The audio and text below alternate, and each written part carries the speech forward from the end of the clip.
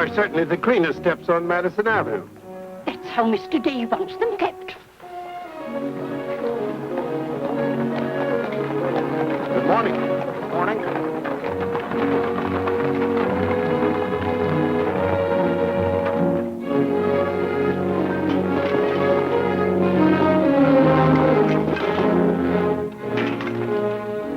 You're new here, aren't you? Just this morning. This is the way Mr. Day gets his milk. Get up.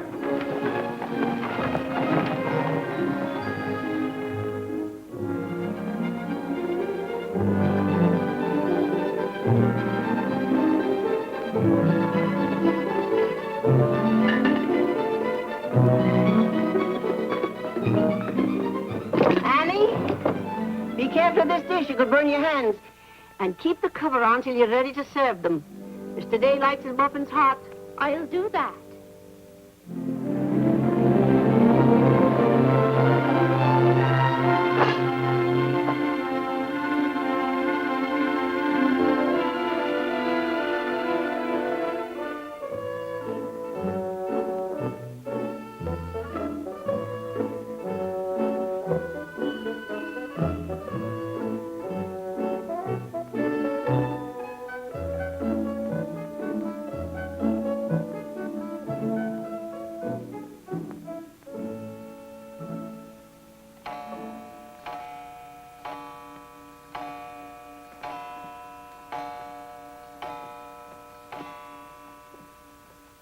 Annie, is the table set for breakfast?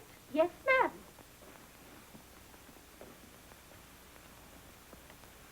Good morning, ma'am.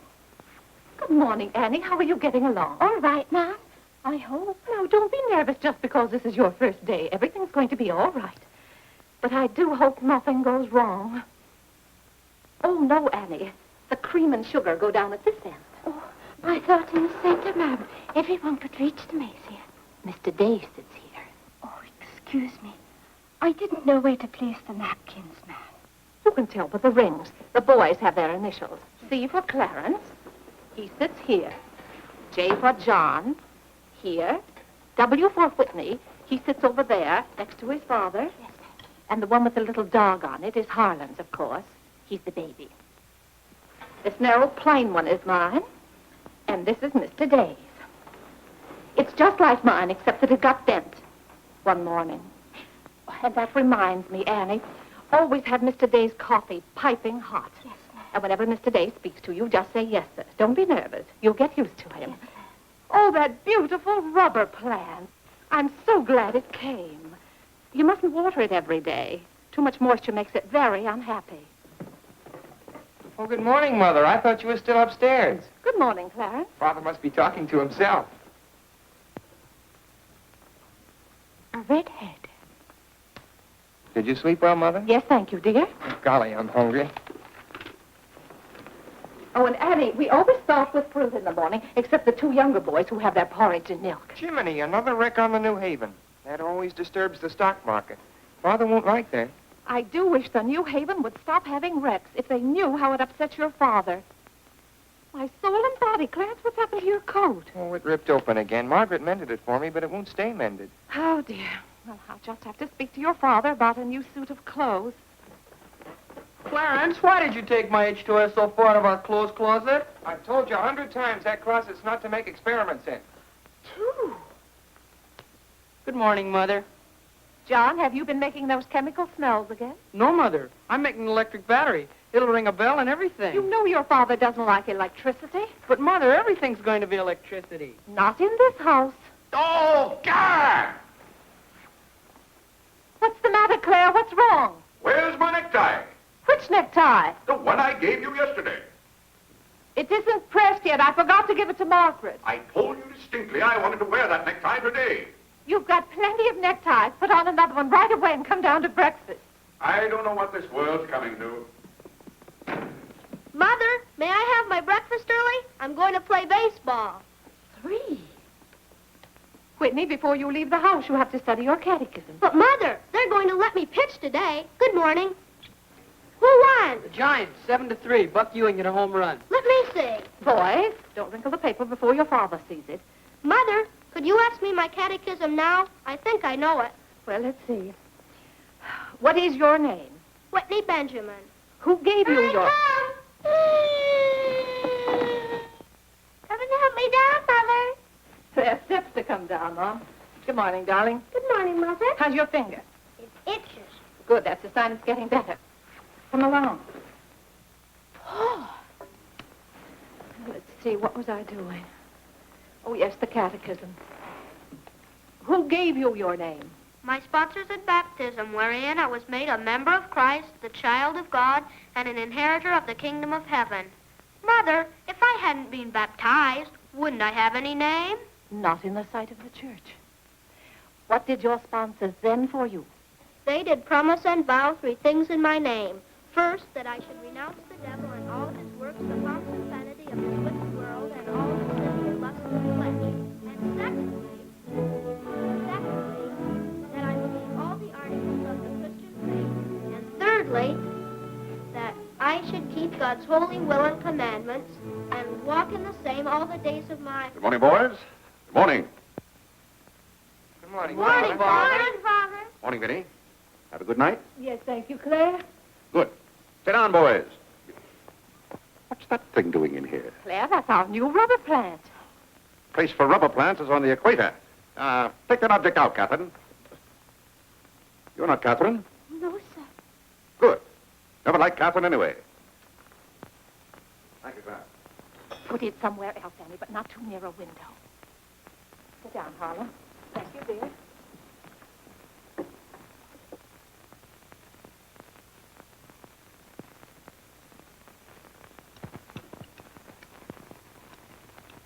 Where did that dog come from? She'll behave, Mother. I've talked to her. What did you say? Claire, that new suit looks very nice.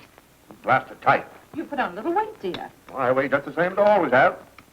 Well, Clarence has just managed to ruin the only decent suit he has. I'm sorry, but I'm afraid he'll need a new suit of clothes. Vinny, Clarence has to learn not to be so hard on his clothes. But, Father, I When thought... you start in Yale in the fall, you'll be completely outfitted. But nothing this summer. Can't I have one of your old suits cut down for me? Every suit I own still has plenty of wear in it. I wear my clothes until they're worn out. Well, if you want your clothes worn out, Claire can wear them out much faster than you can. Yes, and, Father, you never get a chance to wear yours out. Every time you get a new batch of clothes, Mother sends the old ones to the missionary barrel. I guess I'm just as good as any old missionary. Clarence, before you compare yourself to a missionary, remember the sacrifices they make. Oh, I don't know, Vinny. I think my clothes would look better on Clarence than on some Hottentot. Have that dark sack suit of mine cut down to fit you. Oh, thank you, Father. One of Father's suits. Thank you, sir. In return for that, Clarence, I want you to practice more often on your violin. Whitney, don't eat so fast. Well, Father, I'm going to pitch today. But before I go, I have to study my catechism. What do you bother with that for? Because if he doesn't know his catechism, he can't be confirmed. But Vinny, Whitney's going to pitch today. He can be confirmed any old time. Claire, sometimes it seems to me you don't care whether your children get to heaven or not. Oh, Whitney will get to heaven all right. I'll be there before you are, Whitney. I'll see that you get in. And Whitney, when we get to heaven, we'll organize a baseball team of our own. Good. It'd be just like you to try and run things up there. Yeah, from all I've heard about heaven, it seems to be a pretty unbusinesslike place. They could probably use a good man like me. What makes you so sure they'll let you into heaven? Well, if they don't, I'll certainly raise a devil of a row.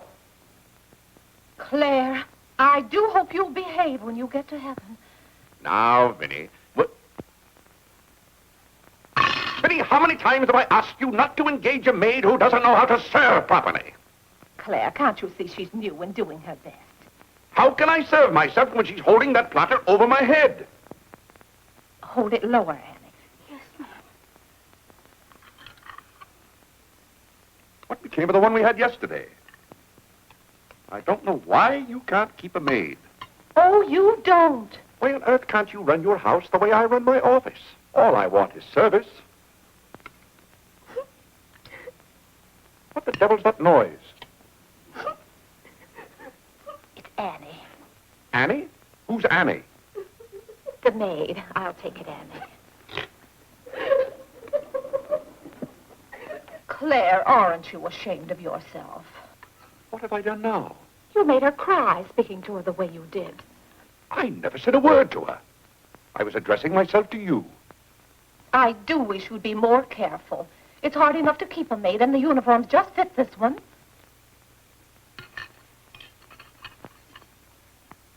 What's the matter, Claire? What's wrong?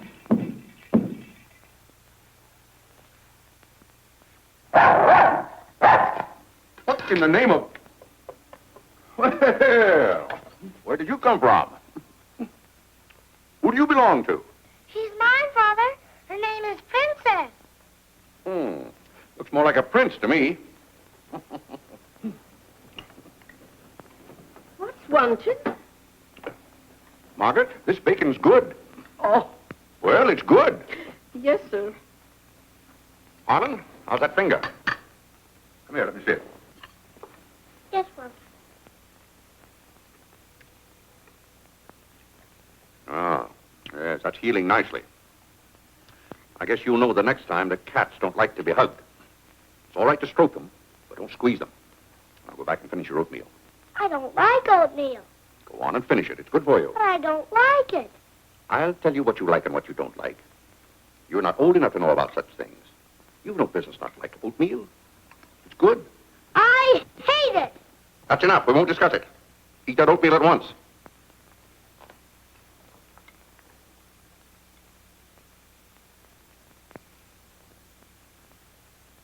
Ah.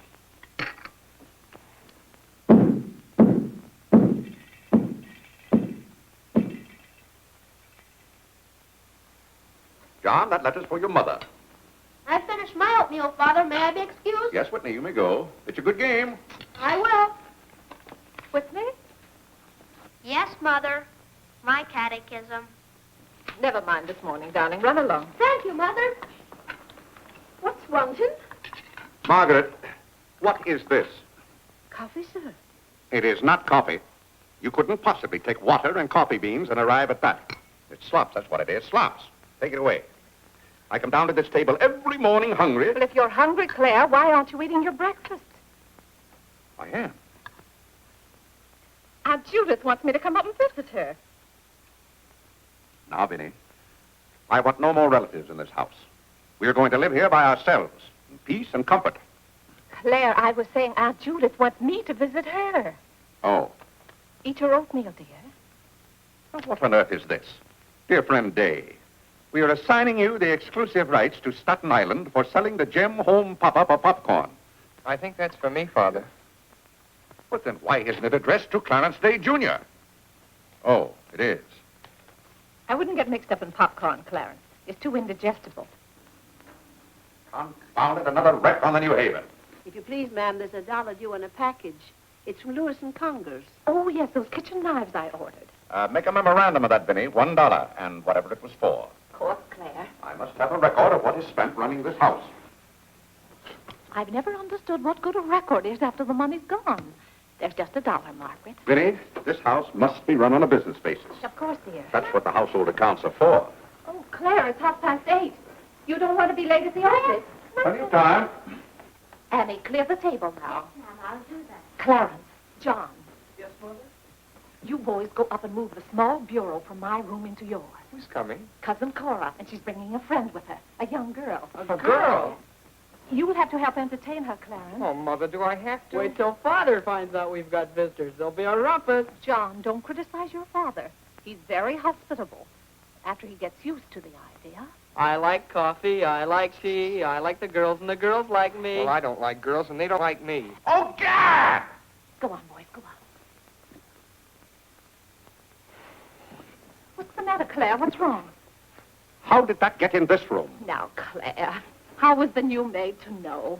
Keep that abomination out of here. All right, I'll take it. Oh, Claire, dear, I'm afraid I'm going to need some more money. You were complaining about the coffee this morning. Well, that nice French drip coffee pot is broken, and you know how it got broken. Never mind that, Vinny. As I remember, that coffee pot cost $5 and something. I'll give you $6. When you get it, Vinny, enter the exact amount in the ledger. Of course, Claire. We can't, month after month, having the household accounts in such a mess.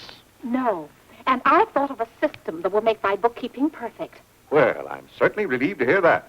All we have to do is open charge accounts everywhere, and the stores will do my bookkeeping for me. Now, wait a minute, Vinny. Then, when the bills come in, you'd know exactly where your money had gone. Yes, I certainly would. Vinny, we get enough bills as it is. Claire, dear, don't you hate those arguments we have every month? I certainly do. Not to have those, I should think, would be worth something to you. Well, I'll open an account at Lewis and Conger's and one at McCreary's to start with. Thank you, Claire. We'll see how it works out. Thank you.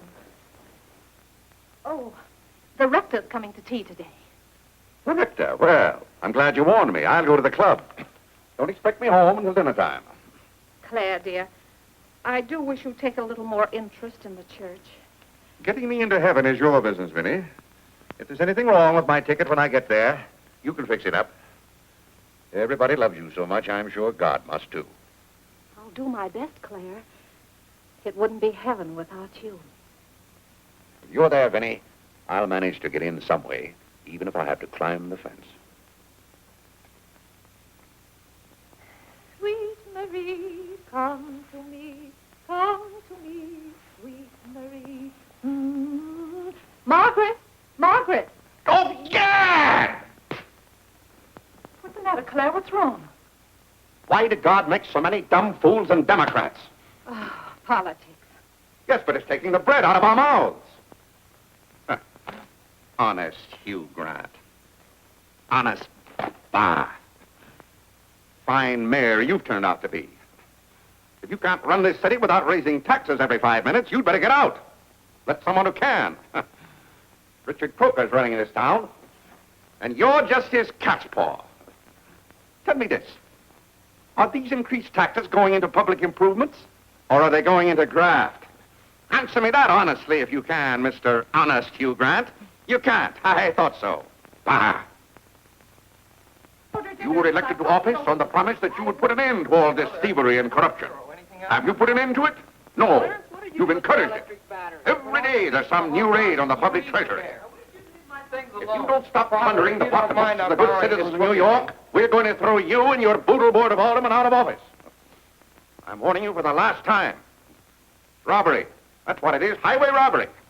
Annie. If Annie. you think we're going to submit to this... Take this fresh cup of coffee in to Mr. Day. Tell you, sir. Mr. Day's Real got a estate owners visitor. of New York City are not going to tolerate these conditions any Nonsense. longer. Run along in now. We pay you a good round sum to watch after our interests, and all we get is inefficiency. I know you're an nincompoop, and I strongly suspect you of being a scalawag. You're not going to escape your legal responsibilities. Legal responsibilities? By God, I mean criminal responsibilities. Don't think for 1 minute we're going to let you escape. We're going to throw you into jail.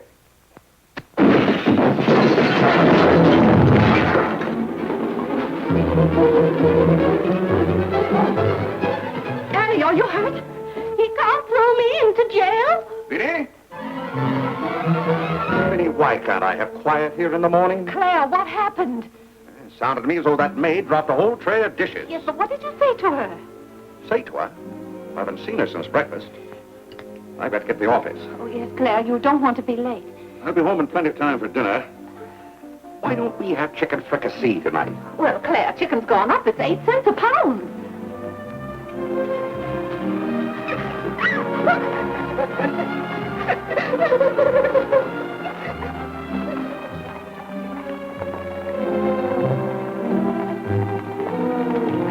Where the devil's she going, dressed up like that?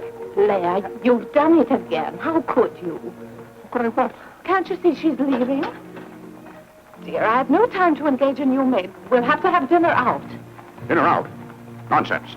I'll engage a new maid myself. Claire, you can't. She has to fit the uniform. I'll have one here in an hour. Goodbye, dear. Bye. Good morning, Mr. Day. On your way to the office? Yes, Terence. Good morning. Mrs. Day? Good morning, Mr. Day. Jim?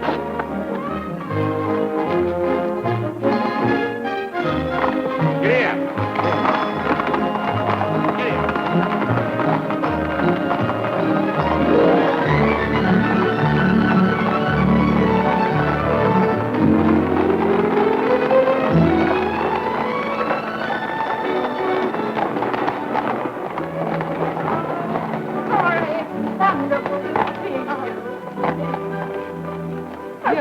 I declare you're getting younger and prettier every year. Oh, this is Mary Skinner. Aunt Skinner's daughter. My goodness, I never would have known you. Just leave your things out here and come right on in. I heard my father talk so much about you yesterday. Did he tell you how he used to dip my pigtails in the inkwell at school?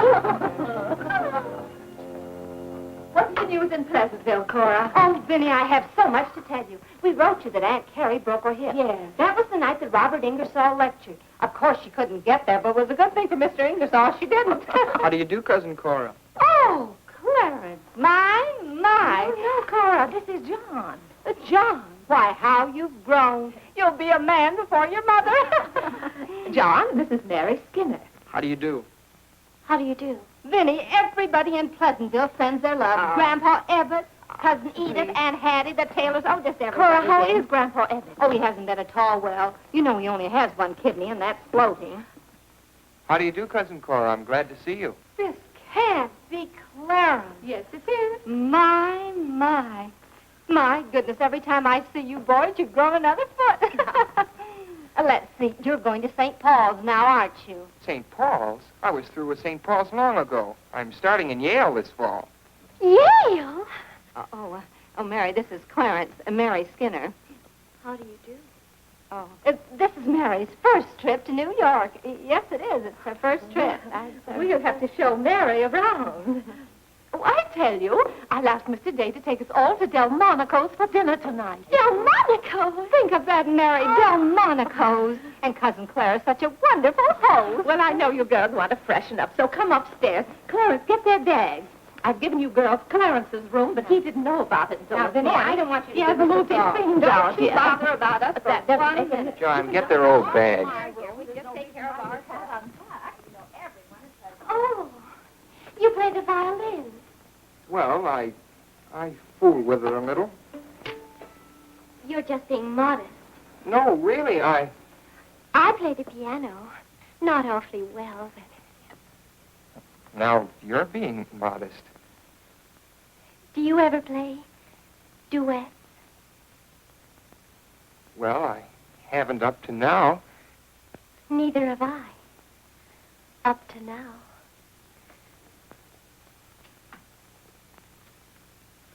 Cora didn't tell me about you. I never met a Yale man before.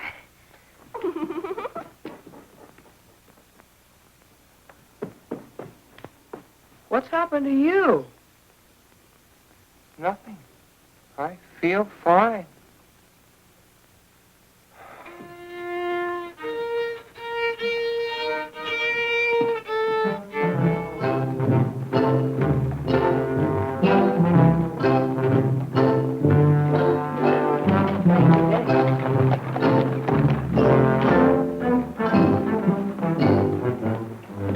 Where do you keep them?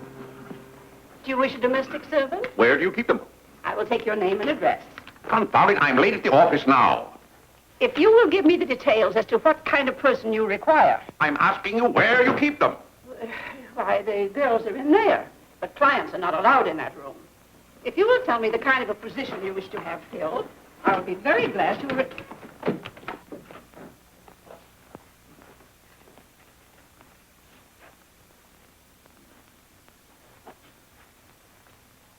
You stand up, please. Sir, this is quite against the rules. I must know what you want the girl for. I'll take that one. What's your name? Hilda, sir. Hilda, you go right over to 420 Madison Avenue. I will, sir. That's all, thank you. Sir, before I can let any girl go from this establishment, I must know the character of the home in which she will be employed. Madam, I am the character of my home. My duty toward my neighbor is to love him as myself and to do unto all men as They should do unto me. they should do unto me. To He really knows it. Well, he's done very well for so young a boy. May I go now? Yes, darling. Thank you, Dr. Lloyd. Not at all. Come on, Harlan. Wait for me. Ah, you and Mr. Day must be very proud of your children. I was hoping I'd find Mr. Day at home this afternoon. Well, he's usually home from the office by this time. Perhaps he's gone for a gallop in the park. It's such a fine day. He's very fond of horseback riding, I believe. Oh, yes. Tell me, has he ever been thrown from a horse? Oh, no, no horse would throw Mr. Day.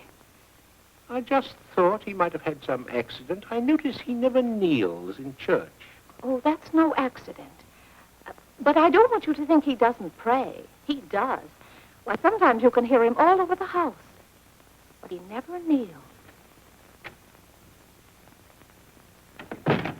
Ah, perhaps that's Mr. Day now. I hardly think so. Oh, the devil, I forgot. Claire, you're just in time for tea. I'll send for some hot water. How are you, Dr. Lloyd? It's a great pleasure to have a visit with you, Mr. Day. Mother, are they back yet? No, Clarence, no. Except for a brief glimpse on the Sabbath, I don't see much of you. Well, Claire, did you have a busy day at the office? Devilishly busy. Claire. A very busy day. Tired out. How a man can get tired just sitting at a desk all day, I don't know. I suppose Wall Street is just as much a mystery to you as it is to me, Dr. Lloyd. No, it's all very clear to me. My mind often goes to the businessman. The picture I'm most fond of is when I envision him at the close of the day's work. I see him pausing in his toil, and it comes over him that all those figures of profit and loss are without importance or consequence. Vanity and dust. Well, I'll be... Claire? Yes, ma'am. Delia, some more hot water, please. Yes, ma'am. Who's that? The new maid. Where's the one I sent this morning? The uniform didn't fit. I like the one I picked out better. Claire, Dr. Lloyd wants to tell us about the plans for the new edifice. The new what? The new church. You knew we were planning to build a new church. Of course, we're going to have to raise a large sum of money. Well, personally, I'm against the church hop, skipping, and jumping all over the town. So any contribution I make will have to be a small one. The amount everyone is to subscribe has already been decided. Who decided it? After considerable thought, we voted that our supporting members should each contribute a sum equal to the cost of their pew. I paid $5,000 for my pew. Yes, Claire, that makes our contribution $5,000. That's robbery. Do you know what that pew was worth today? $3,000. That's what the last one sold for. I've taken a dead loss of $2,000 on that pew already. Frank Baggs sold me that pew when the market was at its peak. He knew when to get out. And I'm warning you, Vinny, if the market ever goes up, I'm going to unload that pew. Clarence Day, how can you speak of the temple of the Lord as though it was something to be bought and sold on Wall Street? Now, Mrs. Day, your husband is a practical man. We've had to be practical about the new church. We have all the facts and figures. Oh? What's the property worth where we are now? Oh, let's see. Is it $40,000? I know the figure has a 4 in it. What's the new piece of property going to cost you? I think the figure I heard mentioned was $85,000. Or was it $185,000? Dr. Lloyd, you preach that someday we'll all have to answer to God. We shall indeed. Well, I hope God doesn't ask you any questions with figures in them. Mrs. Day is in the living room. Thank you. It's Cousin Cora. Hmm? She's passing through town. Oh. Well, Oh, hello. Hello. Hello. Thank you for helping me. Come, Mary. Oh, Vinny, what a day. We've been in every shop in town. Why, Cousin Claire. Cora, My. you're as welcome as the flowers in May. This is Mary Skinner, Mr. Day. How do you do? I've been telling Mary all about you. She's been dying to meet you. Well, Dr. Lloyd, I want you to meet my favorite cousin, Miss Cartwright. How do you do? And this is Mary Skinner, Miss Skinner, Dr. Lloyd. How do you do? How do you do? Well, this seems to be a family reunion. I'll just run along. goodbye, Dr. Lloyd. Goodbye, Miss Cartwright. Goodbye. Goodbye. Oh, Clarence, you haven't said how do you do to Dr. Lloyd. Goodbye, Dr. Lloyd. Goodbye, everybody. I'll go to the door with you, Dr. Thank you, Lloyd. and thank you so much for the tea. Those muffins were delicious. And Who did you say this pretty little girl is? She said Skinner's daughter. This is Mary's first trip to New York. Oh, sit down, sit down. have some tea. We had tea downtown. Oh, never mind then. Did you? Delia, sit down, sit down. Even if you have had tea, you can stay and visit for a while. As a matter of fact, why don't you both stay to dinner? That's all arranged, Claire. Cora and Mary are going to have dinner with us. Fine, fine. Of course, you just have to take potluck. Well, I'd hardly call it pot. Claire, did you know the girls are going to visit Aunt Judith in Springfield for a whole month? Fine. Now, how long are you going to be in New York, Cora? All week. Splendid. We'll hope to see something of you. Well, you certainly will. Cora, did you find anything you wanted in the shop? Oh, I can't wait to show you. Oh, but I'm afraid some of these packages can't be opened in front of Cousin Claire. Shall I leave the room?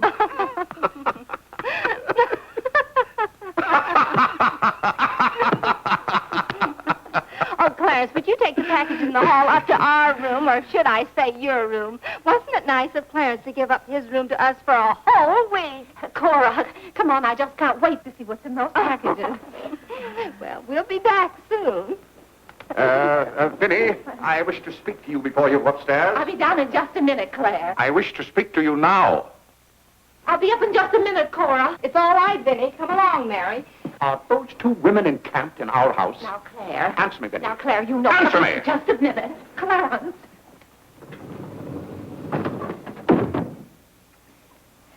Now, Claire, you know you've always been fond of Cora. What has that to do with her planking herself down in my house and bringing hordes of strangers with her? How can you call that sweet little girl a horde of strangers? Why don't they go to a hotel? New York is full of hotels built for the express purpose of housing such nuisances. Claire, two girls alone in a hotel? Why, who knows what might happen to them? All right, then put them on the first train. They want to roam with the gypsies? Lend them a hand. Keep them roaming. But, Claire, they're just staying in that little room of Clarence's. The trouble is they don't stay there. They stay in the bathroom. Every time I want to take my bath, it's full of giggling females, washing their hair. I tell you, I won't have it. Send them to a hotel. I'll pay the bill gladly, but get them out here. Father, I'm afraid they can hear you upstairs. Then keep those doors closed. Clarence, you open those doors. Open them all the way. Now, Claire, you be quiet and behave yourself. They're here, and they're going to stay here. That's enough, Vinny. I want no more of this argument.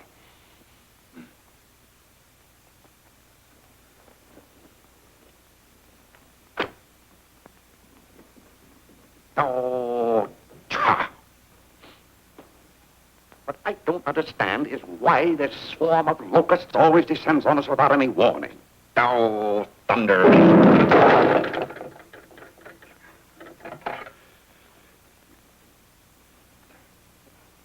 Vinny.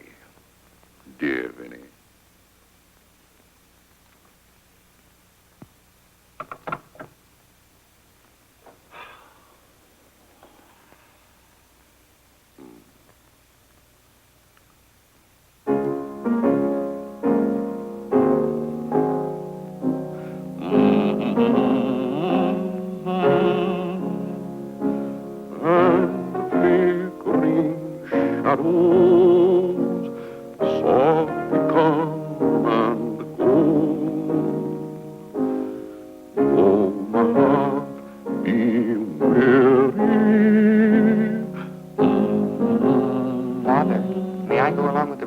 Delmonico's?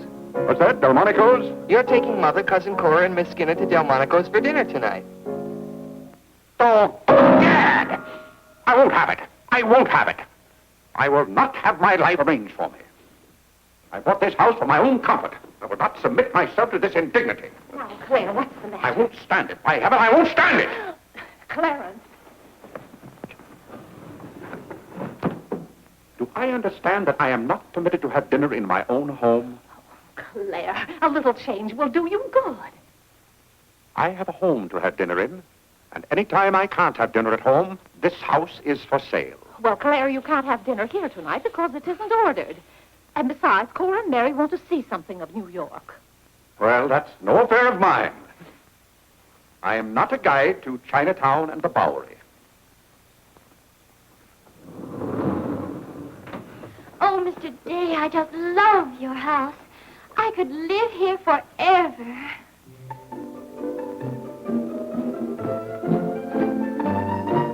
Cora's waiting for you, Mrs. Day. Oh, yes, I'll run right up.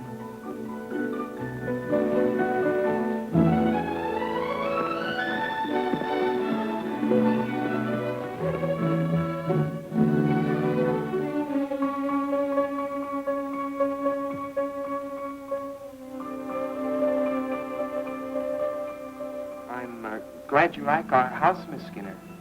I like it very much, Mr. Day. Praise from a stranger is approbation indeed. At home, our living room is green. I like green. I like green, too. Red's my favorite color. It's an interesting thing about colors. Red's a nice color in a house, too, but outside, too much red would be bad. I mean, for instance, if all the trees and the grass were red. Outside, green's the best color. That's right. I never thought of it that way. But when you do think of it, it's quite a thought. I bet you make your mark at Yale. Oh. My mother wants me to go to college. Do you believe in girls going to college? I guess it's all right if they want to waste that much time. Before they get married, I mean. I'm glad you're fond of music, Mr. Day. Oh, look, a new youth companion. John enjoys the youth companion. John. Won't you sit down? Oh, thank you. It tells all about connecting batteries in series. John, Miss Skinner and I were talking. Oh, that's all right. You won't bother me. Jiminy, there's where I made my mistake. I didn't mix enough blue vitriol with it.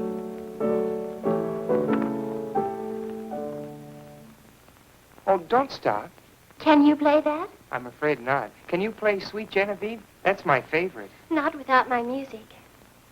Hymns are nice, don't you think? I like this one.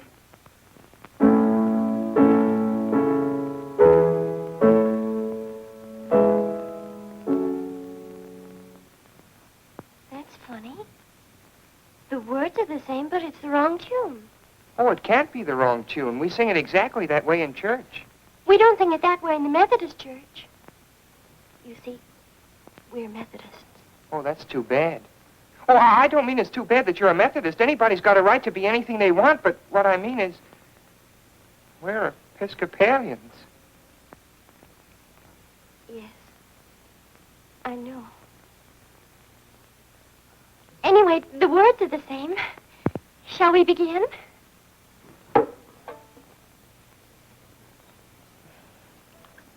Now.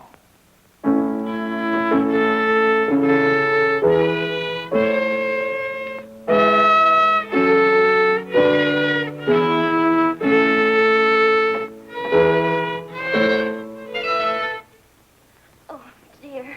Well, what's wrong? Shall we try again?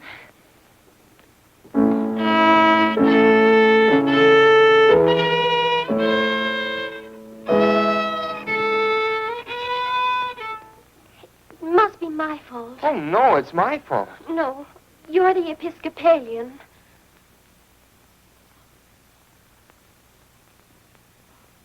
I just remembered something. My father was an Episcopalian. He was baptized an Episcopalian. He was an Episcopalian right up to the time he married my mother. She was the Methodist. Oh. Oh, well, let's try it again then.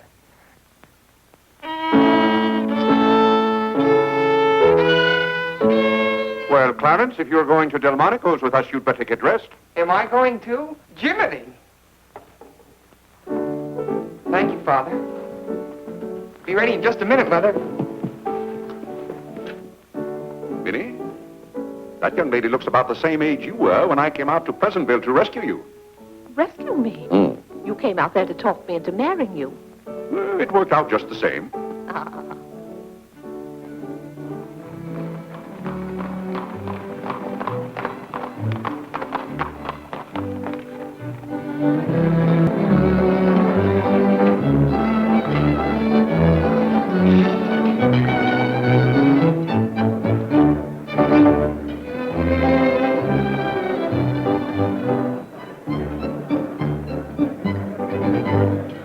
L'addition, François. Oui, monsieur, tout de suite.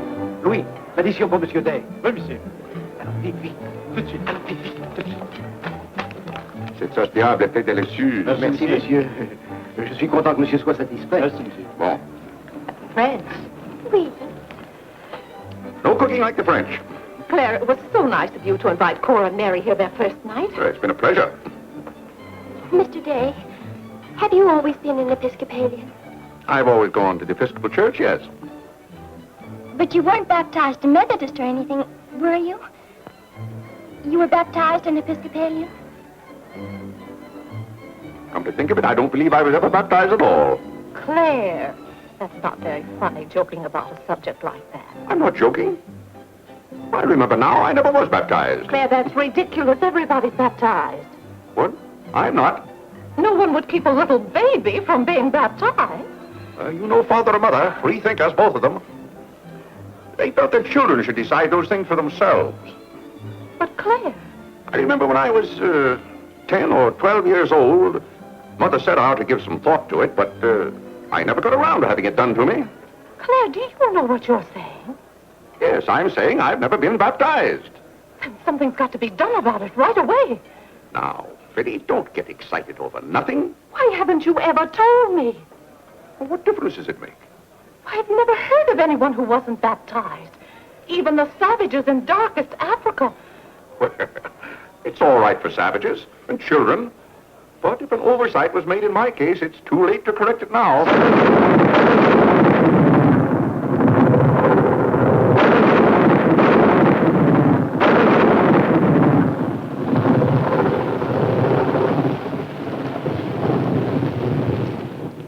But if you're not baptized, you're not a Christian. Why, confound it, of course I'm a Christian. A mighty good Christian, too. A lot better Christian than those psalm singers in church. But you can't be if you won't be baptized. I won't be baptized, and I will be a Christian. I'll be a Christian in my own way. Claire, don't you want to meet us all in heaven? Of course. And I'm going to. But you can't go to heaven if you're not baptized. Ah, that's a lot of falderall. Clarence Day, don't you blaspheme like that. You're coming to church with me before you go to the office in the morning and be baptized then and there. Vinny, don't be ridiculous. If you think I'm going to stand there and let Dr. Lloyd splash water on me at my age, you're mistaken. No, I'm sleepy. Good night, Vinny.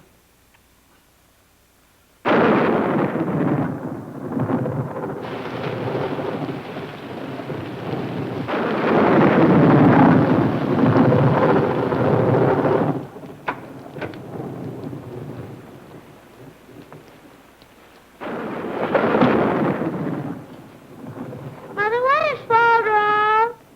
Get back to sleep.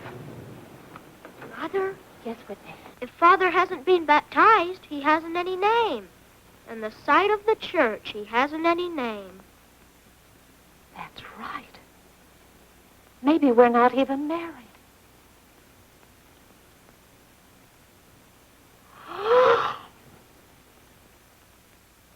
We, thine unworthy servants, do give thee most humble and hearty thanks for all thy goodness and loving kindness to us and to all men. We bless thee for our creation, preservation, and all the blessings of this life. But above all, for thine inestimable love in the redemption of the world by our Lord Jesus Christ. For the means of grace, for the hope of glory. And we beseech thee, give us that due sense of all thy mercies, that our hearts may be unfeignedly thankful, and that we show forth our praise, not only with our lips, but with our lives, by giving up ourselves to thy service, and by walking before thee in holiness and righteousness all our days. Through Jesus Christ our Lord, to whom, with thee, and the Holy Ghost, be all honor and glory, world without end. Amen. The grace of our Lord Jesus Christ, and the love of God, and the fellowship of the Holy Ghost, be with us all evermore. Amen. Amen.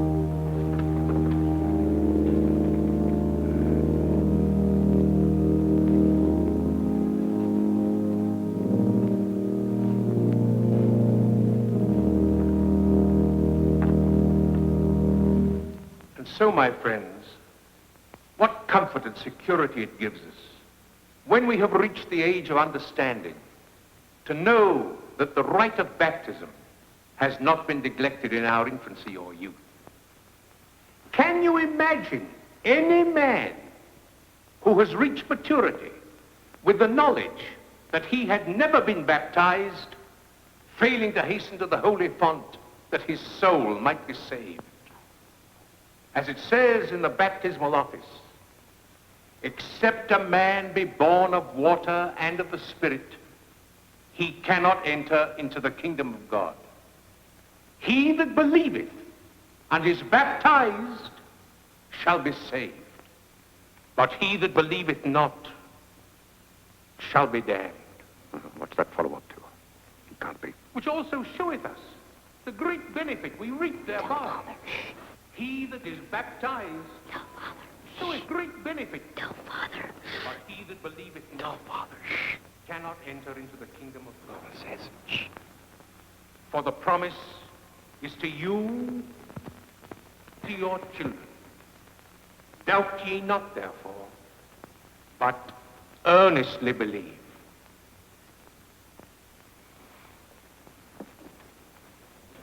In the name of the Father, and of the Son, and of the Holy Ghost. Amen.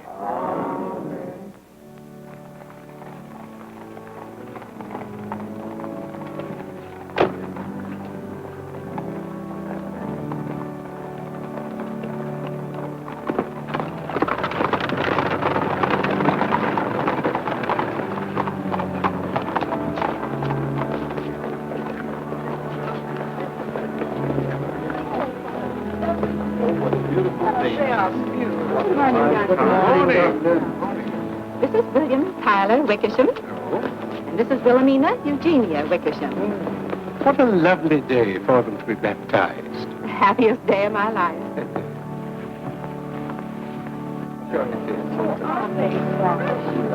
Lovely. Thank you, Melinda.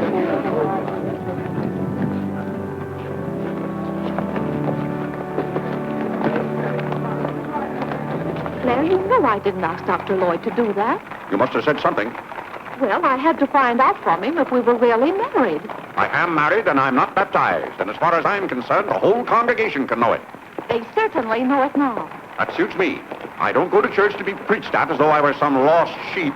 Claire, you don't seem to understand what the church is for. Minnie, if there's one place the church should leave alone, it's a man's soul.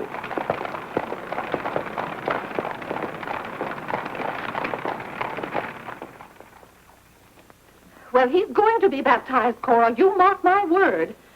I just couldn't go to heaven without Claire. Why, I get lonesome for him even when I go to Ohio. It's awfully hard on a woman to love a man like Claire so much. Oh, men are so aggravating. They take everything for granted. They certainly do. You know, I don't believe Claire has come right out and told me he loves me since we've been married. Of course, I know he does because I keep reminding him of it. You have to keep reminding them, Cora. Minnie, the table isn't set for dinner yet. I'll be back in a minute, Cora. We're having it after Cora and Mary go to the train. Their cab's coming at 1 o'clock. Cab? The horse cars go right past the door. But, Claire, they have those heavy bags. Cabs are a waste of money. Well, if dinner's going to be delayed, I'll work on this month's bills. Where are they? Now, Claire, it isn't fair to go over the household accounts when you're hungry. Vinny, where are those bills? They're in the library on your desk. I didn't know dinner was going to be late. No one ever tells me anything in this house. Back home, I ride all the time. I love horses. The horse is my favorite animal. Well, goodness, where have you two been? Clarence wanted to show me his grandfather's house. You'll have to hurry and finish your packing. It won't take me long. Can I help you pack? Clarence! Clarence? Why didn't you kneel in church today?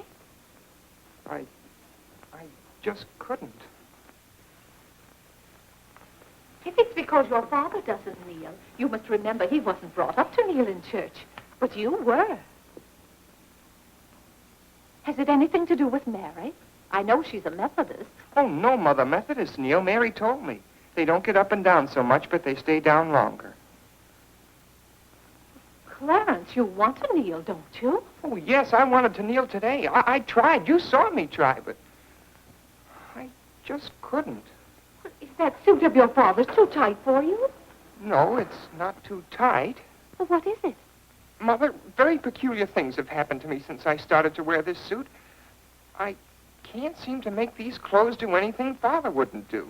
Oh, that's nonsense, Clarence. And not to kneel in church is a sacrilege. Making Father's trousers kneel seemed more of a sacrilege. Clarence! Do you know what happened at Dora Wakefield's party for Mary last night? We were playing musical chairs, and some girl sat down suddenly right on my lap. Oh, I jumped up so fast she almost got hurt. She was sitting on Father's trousers. Oh, Mother, I've got to have a suit of my own. My soul and body. Well, you'll just have to talk to your father about it. I'm sure if you approach him the right way, you know, tactfully, he'll see. Oh, excuse me. Gracious. It didn't take you very long. Well, I'll see about your box lunch for the train. Remember, it's Sunday.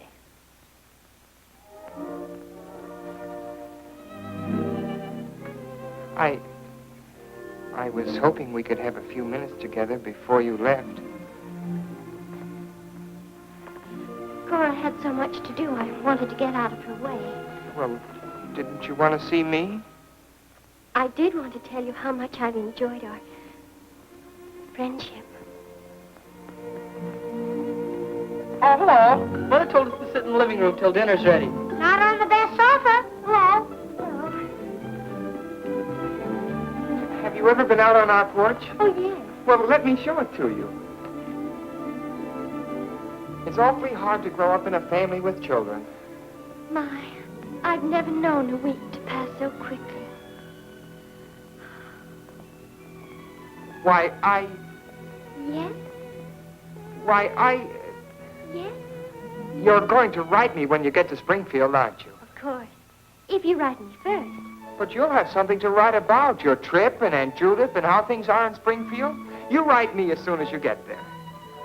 Maybe I'll be too busy. Maybe I won't have time. Well, you find the time. Let's not have any nonsense about that. You'll write me first and you'll do it right away, the first day.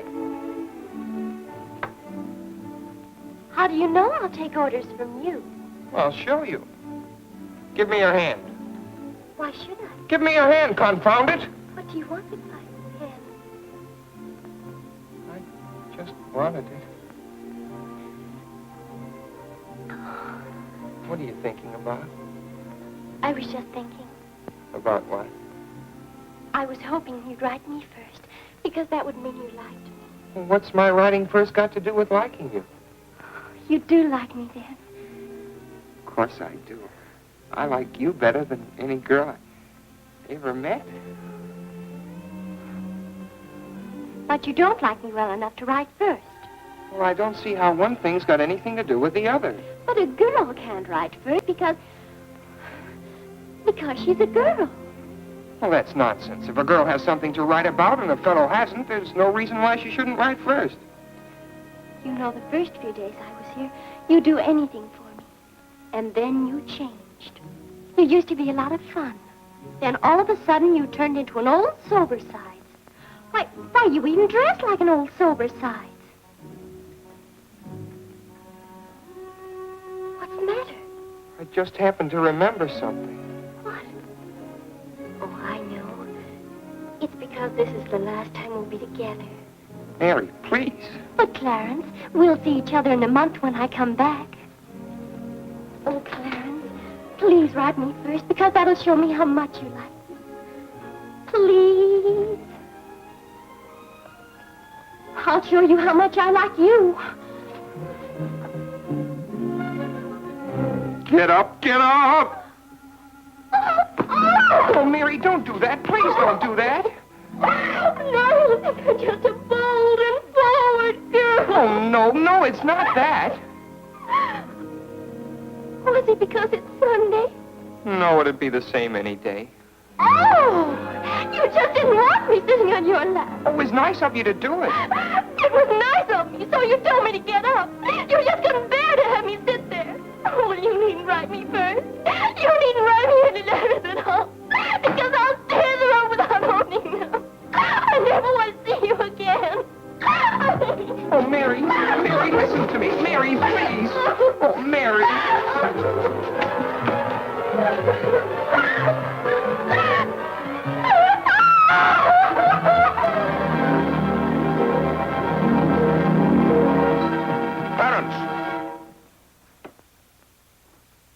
Yes, Father? That young lady's crying. She's in tears. What's the meaning of this?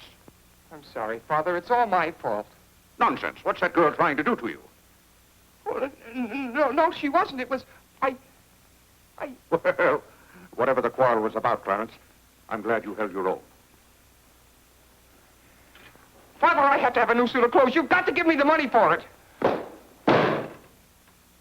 Young man, do you realize that you're addressing your father?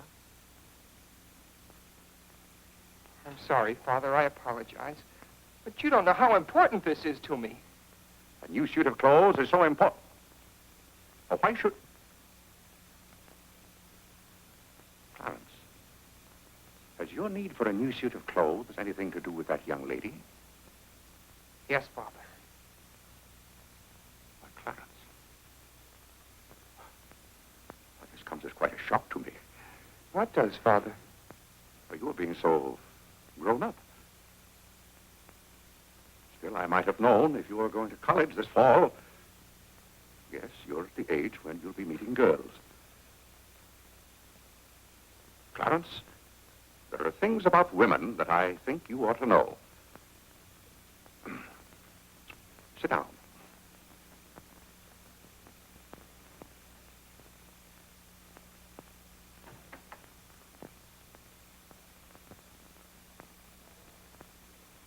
Yes, I think it's better for you to hear this from me than to have to learn it for yourself. Clarence, women aren't the angels that you think they are. Well, now, first let me explain this to you. You see, Clarence, we men have to run this world, and it's not an easy job. It takes work, and it takes thinking. A man has to reason things out. Now, you take a woman. A woman thinks... No, I'm wrong right there. A woman doesn't think at all. She gets stirred up. And she gets stirred up over the most confounded things. Now, I love my wife just as much as any man, but that doesn't mean that I should stand for a lot of falderall. By gad, I won't stand for it. Stand for what, Father? That's the one thing I shall not submit myself to. Clarence, if a man thinks a certain thing is wrong, he shouldn't do it. If he thinks it's right, he should do it. Now, that has nothing to do with whether he loves his wife or not. Who says it has, Father? They do. Who, sir? Women. They get stirred up. And then they try to get you stirred up, too. But don't you let them do it, Clarence. Don't you let them do it. Now, if you can keep reason and logic in the argument, well, a man can hold his own, of course. But if they can switch you, pretty soon the argument's about whether you love them or not. I swear I don't know how they do it. But don't you let them, Clarence. Don't you let them. I see what you mean so far, Father. If you don't watch yourself, love can make you do a lot of things you don't want to do. Exactly. But if you do watch out and know just how to handle women, then you'll be all right. All a man has to do is be firm. You know how sometimes I have to be firm with your mother. Yes, but Father, what can you do when they cry? Well, that's quite a question. You just have to make them understand that what you're doing is for their good. I see. Now, Clarence, you know all about women.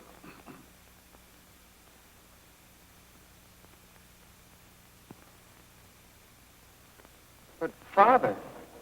Yes, Clarence? I thought you were going to tell me about... About what? About women. Clarence, there are some things gentlemen don't discuss. I've told you all you need to know. The thing for you to remember is be firm.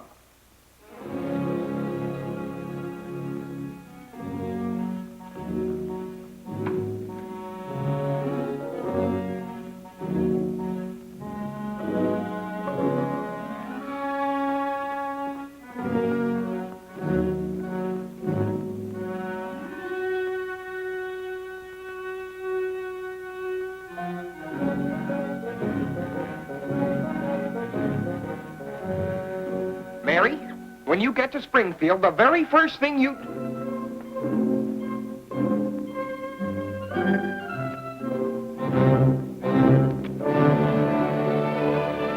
Oh, God! What's the matter, Claire? What's wrong? Sit down, Vinny. Oh, Claire, Cora and Mary are leaving any moment Sit down. now. Vinny, you know I like to live well, and I want my family to live well. But this house must be run on a business basis. I must know how much money I'm spending and what for. For instance, if you recall, a week ago I gave you $6 to buy a new coffee pot. Yes, because you broke the old one. You threw it right on the floor. I'm not talking about that. Now I find here It among was my... a pity to break that nice coffee pot, Claire. It was imported from France, and that little shop has stopped selling them. But what has that They to... said the tariff wouldn't let them, and that's your fault because you're always voting to raise the tariff. The tariff protects America against cheap foreign labor. Now, this bill... The tariff does nothing but put up the prices, and that's hard on everybody, especially the farmer. Vinny, I wish to heaven you wouldn't talk about matters you don't know anything about. I do, too, know about them. Miss Gulick says that every intelligent woman should have some opinion Who, about... may I ask, is Miss Gulick? She's the current events woman I told you about, and the tickets are $1 every Tuesday. Do you mean to tell me that a pack of idle-minded females pay $1 apiece to hear another female gabble about the events of the day? Listen to me if you want to know anything about the events of the day. But you get so excited, Claire. And besides, Miss Gulick says that our president, whom you're always belittling, prays to God for guidance. Vinny, what happened to that $6? What's $6? I gave you $6 to buy a new coffee pot. Now I find that you apparently got one at Lewis and Congress and charged it. Here's the bill. One coffee pot, $5. So you owe me $1, and you can hand it right over. I'll do nothing of the kind. What did you do with that $6? Well, Claire, I can't tell you now, dear. Why didn't you ask me at the time? I give up. Wait a minute. I spent $4.50 for that new umbrella, Now we're getting somewhere. One umbrella, $4.50. and that must have been the week I paid Mrs. Tobin for 2 extra days washing. Mrs. Tobin. That's $2 more. $2. That makes $6.50, and that's another 50 cents you owe me. I don't owe you anything. What you owe me is an explanation of where my money's gone. I do the best I can to keep down expenses. You know yourself, Cousin Phoebe spends twice as much as we do. Don't talk to me about your cousin Phoebe. You talk about your own relatives enough. That's not fair, Vinny. When I talk about my relatives, I criticize them. I can't even speak of Cousin Phoebe. You can speak about all you want to. But I won't have Cousin Phoebe or anyone else dictating to me how to run my house. I didn't say a word about her dictating. Claire, you know she isn't that. You said... I don't know what you said now. You never stick to the point. Now, we're going over this account book, item by item. I find here a bill for $38. I don't know what you expect of me. I tire myself out chasing up and down those stairs all day long, trying to look after your comfort, to bring up our children. I do the mending and the marketing. Now you want me to be an expert bookkeeper, too.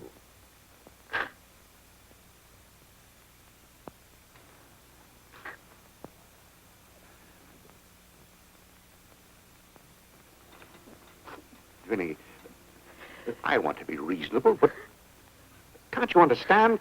I'm doing all this for your own good. Oh. Well, I suppose I'll have to go ahead just paying the bills and hoping I've got enough money in the bank to meet them. But it's all very discouraging. I'll try to do better, Claire. Well, that's all I'm asking. Well, I'll make out the checks and sign them. But maybe I haven't any right to sign those checks since in the sight of the Lord I haven't any name. That's right. Claire, to make those checks good, you'll have to be baptized right away. Vinny, the bank doesn't care whether I've been baptized or not. Well, I care. And no matter what Dr. Lloyd said, I'm not sure we're really married. Vinny, we have 4 children. If we're not married now, we never will be. Claire, Dr. Lloyd said this morning. That's all, Vinny. Hadn't you better go tell Whitney to watch for the cab? Not before you give me that $1.50. What $1.50? The $1.50 you owe me. I don't owe you any $1.50. I gave you money to buy a coffee pot for me, and somehow it turned into an umbrella for you. Why, Clarence Day, what kind of man are you? Quibbling about $1.50 when your immortal soul is in danger. And what's more, All right. All right.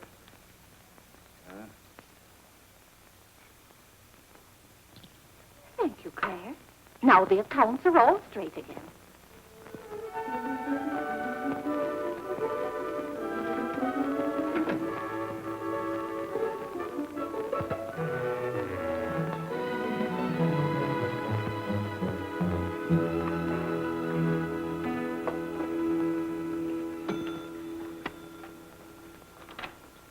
What were you doing down there? I'm setting up this new burglar alarm. I invented it myself. Have you got any money you can lend me? No, you owe me 30 cents now.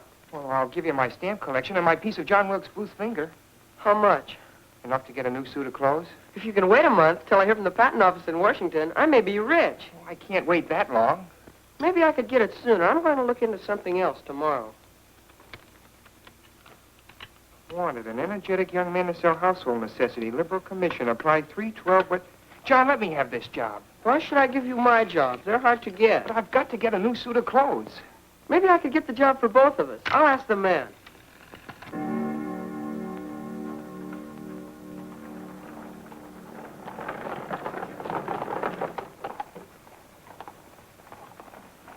The cab's here, Father. Oh, thank you, Whitney. Vinny, Cora, the cab's here. John, go up and get their bags. Yes, sir. Here's the lunch for the train, sir. Take it out to the cab. Who's that one? It's Ellen. Delia left yesterday. I don't know where your mother finds them. Now, Vinny, don't you let Claire worry about us. We have plenty of time. Take the bags right on out, John. Yes, sir. Well, goodbye, Clarence. It was so nice to see you Goodbye, again. Cousin Cora. Goodbye, Whitney. Now, you be a good boy. Goodbye, Cousin Cora. Goodbye, Harlan. Goodbye. Keep out of mischief. Come along, everybody. Don't keep the cab waiting. Cabs cost money. If there's one thing Mr. Day can't stand, it's to keep a cab waiting. If there's any waiting to do, there's a waiting room at the Grand Central Depot just for that. Mary, aren't you even going to shake hands with me? I don't think I'd better. You may remember that when I get too close to you, you feel contaminated. Mary, you're going to write to me, aren't you? Are you going to write first? No, Mary. There are times when a man must be firm. Mary, Mother says you better hurry out before Father starts yelling. It's Sunday. Goodbye, John. I'm very happy to have made your acquaintance. Thank you. May I help you? No, thank you. Take care of yourself. Goodbye, Mr. Day. Goodbye, Mary. Goodbye, Mr. Day. I've had a wonderful Goodbye, time. Mary. Bye-bye. Goodbye. Goodbye, Cousin Claire. Goodbye, Cora. Goodbye, Cora.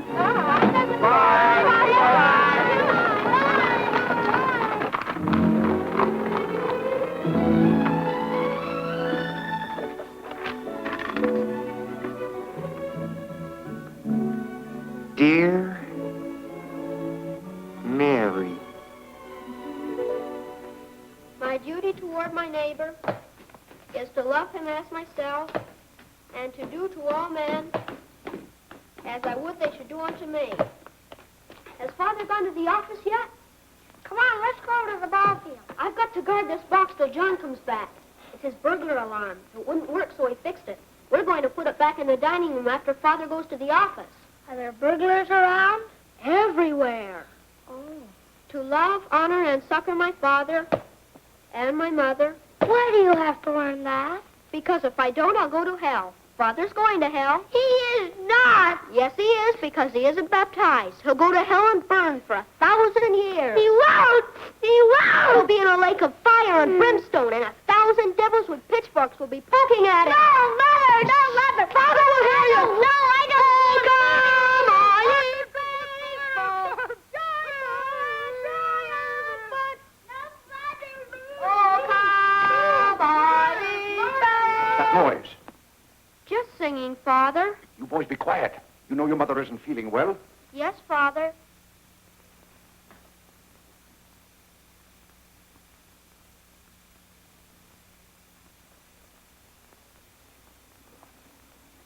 What did your mother say?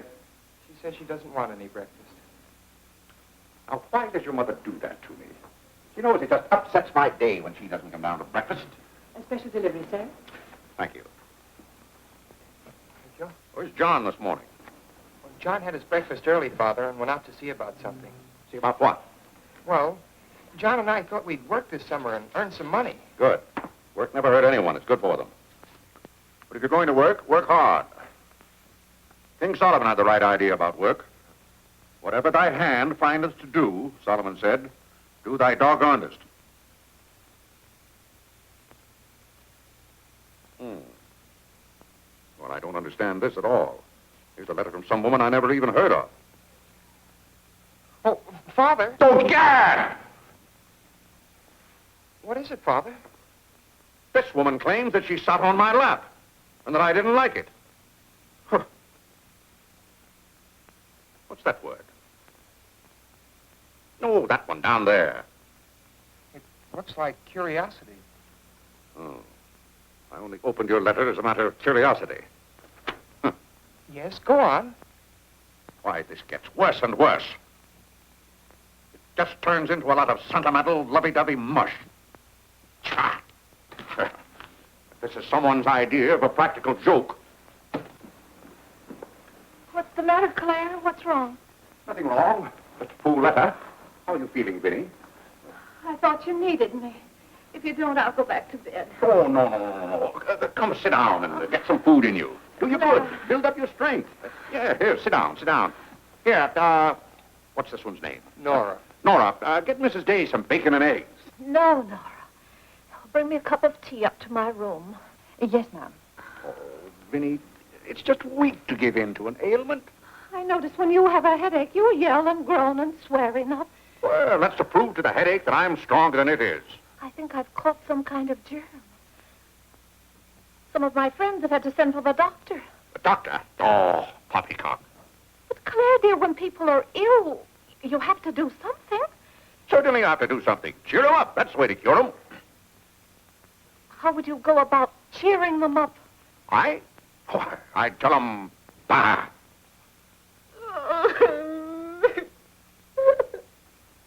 What have I done now? Oh, Claire, hush up.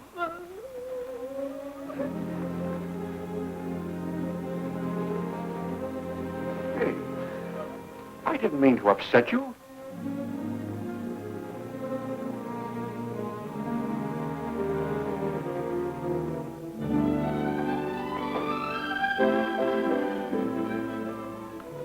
Dear Clarence.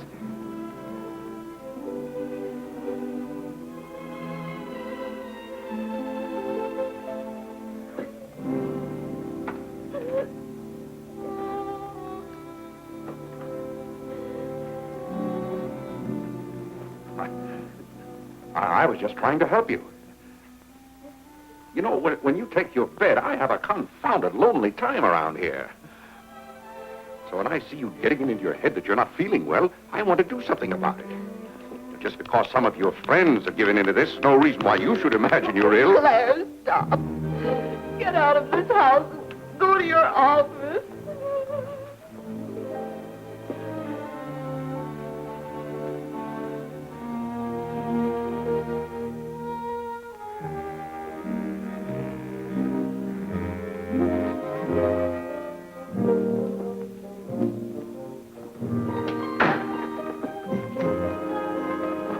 Did you get the job? Yes, for both of us. Look, I've got it with me. What is it? Medicine. Medicine. You took a job for us to go out and sell medicine? But it's wonderful medicine. Look, it cures. A sovereign cure for colds, coughs, catarrh, asthma, quinsy, and sore throat.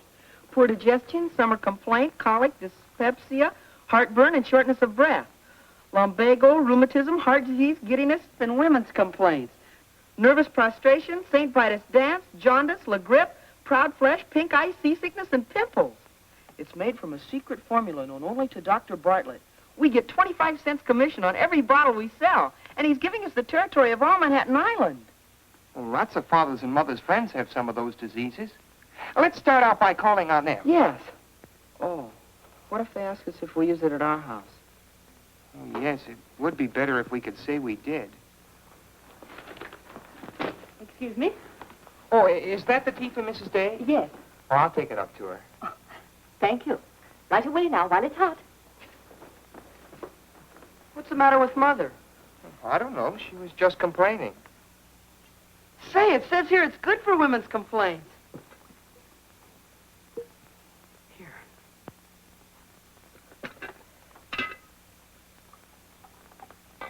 Chesapeake and Ohio, an 8. New York Central, 3/4. I'd like to see Mr. Day about those Morris and Essex bonds. He's very busy this morning. You'll have to wait.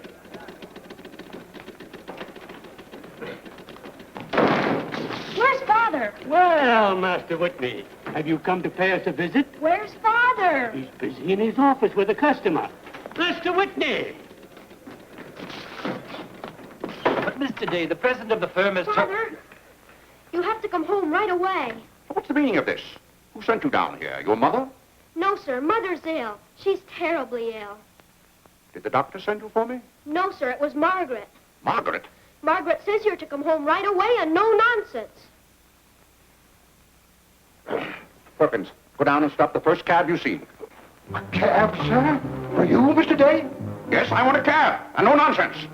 Yes, sir. I'm sorry, Mr. Hopkins.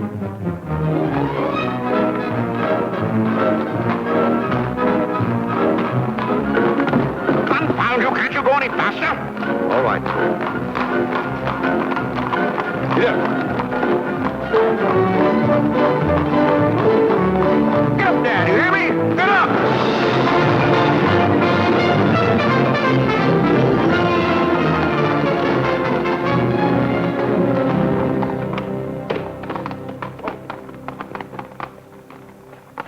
Oh, Doctor, how is Mrs. Day? She's a pretty sick woman. Oh, what's wrong with her? Well, do you know or don't you? What did Mrs. Day have for breakfast this morning? Not a thing. I tried to get her to eat something, and she wouldn't. I can't understand it. Understand what? These violent attacks of nausea. It's almost as though she were poisoned. Poisoned? Let me take your cab. I'll try not to be gone more than 10 or 15 minutes. And, Mr. Day, you're not to go into a room. You'd better get her well. Right away, or you'll hear from me. Turn west on 47th Street. Yes, yes.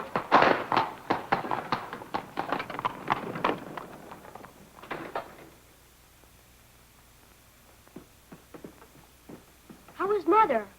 I don't know. Well, she better be good and sick, or Father may be mad at me for getting him up here. Especially in a cab. Is your father come? Yes, just now. Where are you going, Margaret? I have to go for the minister.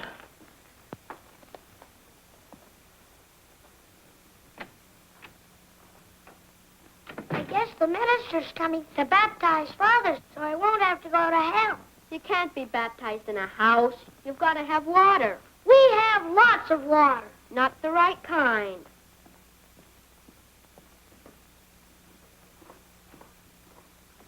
Is Mother better, Father? How can I tell? She wouldn't let me in the room with her. These confounded doctors never know what's the matter with anybody.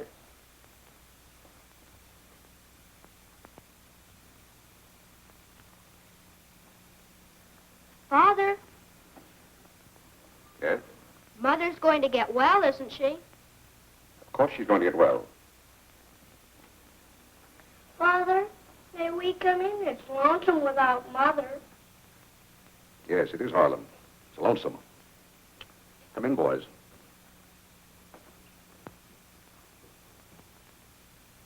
What have you been doing, Harlan? Nothing. They won't let me upstairs. What about you, Whitney?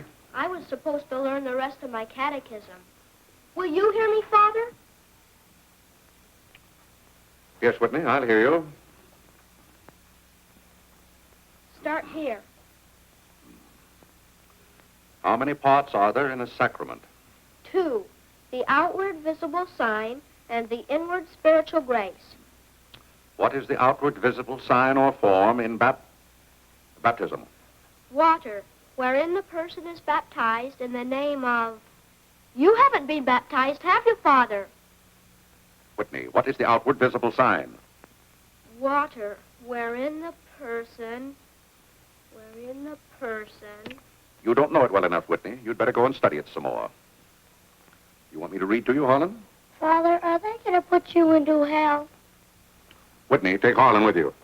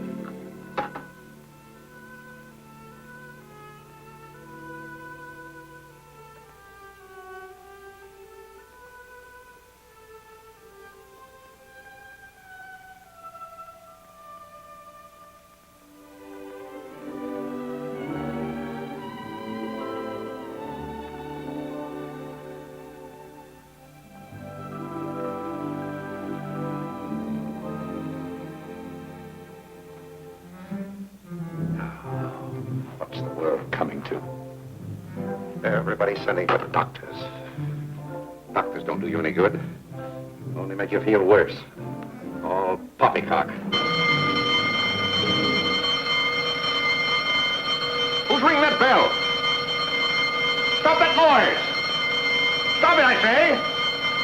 What idiot's ringing that bell? Mr. Day, we must all be quiet. Mrs. Day is very ill. I know she's ill. Go up and see if she needs anything. And what are you doing out of the house? Send for the minister. The minister? He'll be right in. He's paying off the cab.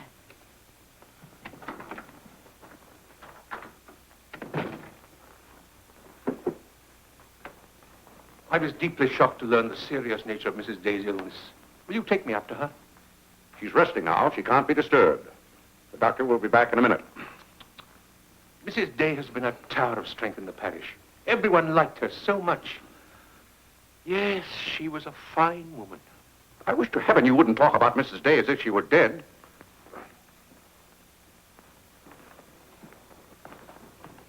Is the doctor back yet? No. Does she need him? Well, she's kind of restless. She's talking in her sleep and twisting and turning.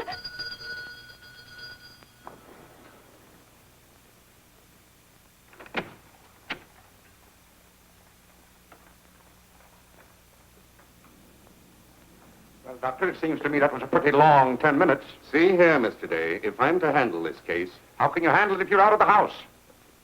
Who is this? It's Dr. Summers. How do you do? I felt that Mrs. Day's condition warranted my getting Dr. Summers here as soon as possible for consultation. I hope that meets with your approval. Why, yes, of course. Anything that can be done.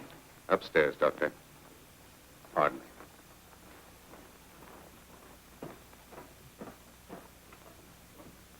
Mrs. Day is in good hands now, Mr. Day. There's nothing you and I can do at the moment to help. Dr. Lloyd. Yes? There's something that's troubling Mrs. Day's mind. Oh? I think you know what I refer to. Yes. You mean the fact that you've never been baptized? Yes, I gathered that you knew about it from your sermon last Sunday. But let's not get angry. I think something had better be done about it. Yes, Mr. Day? When the doctors get through up there, I want you to talk to Mrs. Day. I want you to tell her something. Why, I'd be glad to. You're just the man to do it. She shouldn't be upset about this. I want you to tell her that my being baptized would just be a lot of confounded nonsense. But, Mr. Day... No, she'd take your word on a thing like that. And we both must do everything we can to help her now. But the solution is so simple. It would take only your consent to be baptized. That's out of the question. And I'm surprised that a grown man like you would suggest such a thing.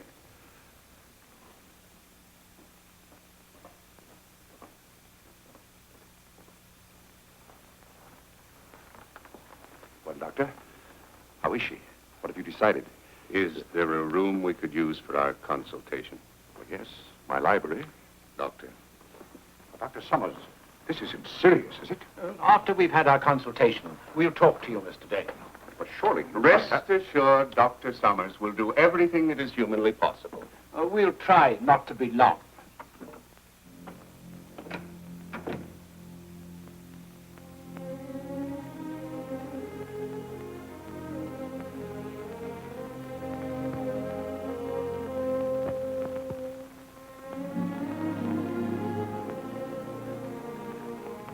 Tell me, this Dr. Summers, he's very highly thought of, isn't he? Oh, yes.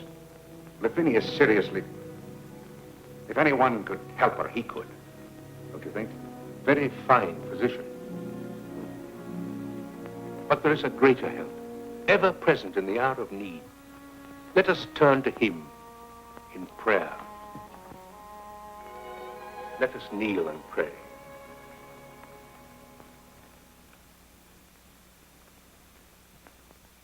Let us kneel and pray.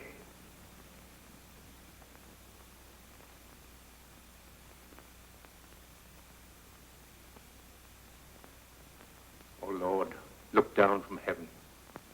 Behold, visit, and relieve this thy servant who is grieved with sickness. Have mercy on her, O Lord.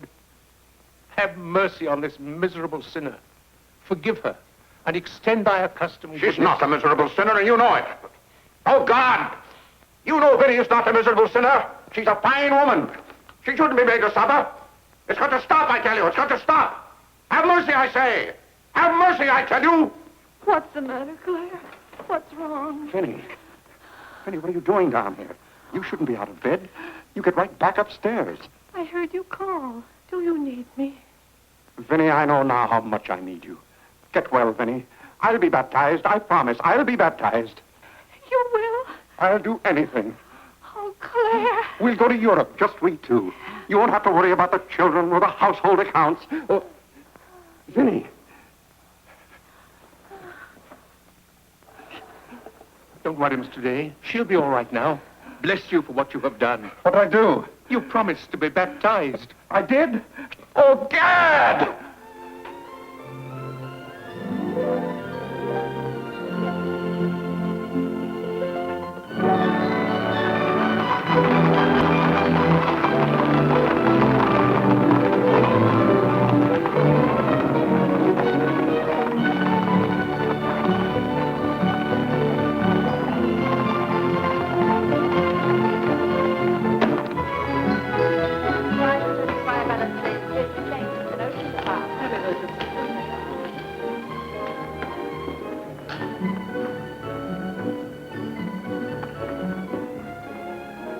Isn't it drafty here, Mother? Shall I get your coat, Mother? The No, doctor said thank you you. mustn't take cold. I'm quite comfortable, thank you. Come on now, let's stay together. Holland, don't you get lost again.